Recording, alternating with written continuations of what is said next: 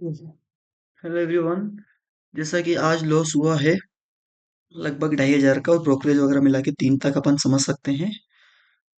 आज मिस्टेक जो हुई है वो हम डिस्कस कर लेते हैं। जैसा कि अगर हम 5 मिनट चार्ट पे देखें तो मार्केट नेगेटिव ही खुला था, लगभग आधा परसेंट। उसके बाद हमने देखा कि जब जो पहले का सपोर्ट था उसको ब्रेक किया है तो वो रेजिस्टेंस में कन्वर्ट हो चुका है।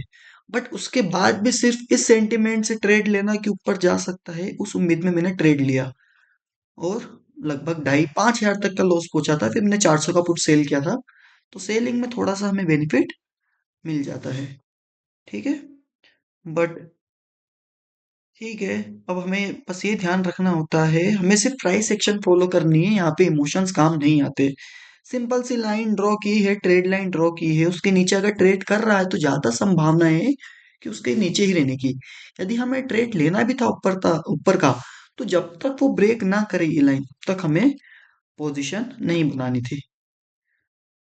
ठीक है, यदि ऑप्शन चेन की बात करें तो ये देखिए, 500 का पुट लगभग 75 पे क्लोज हुआ है, और हमने पोजीशन बनाई थी ये।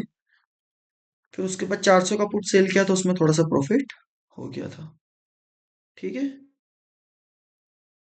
चलिए, अब हमारी लर्निंग यही रहेगी कि हमें सिंपल सा हमारे रूल फॉलो करने हैं।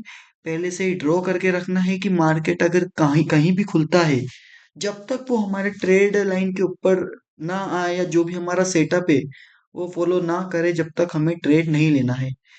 अगर आप थोड़ा सा पेशेंस रखना सीख जाते हैं तो हम उसमें प्रॉफिटेबल हो सकते हैं। सिर्फ हमें डिसिप्लिन और रूल्स फॉलो करने हैं मार्केट में, और कुछ भी नहीं।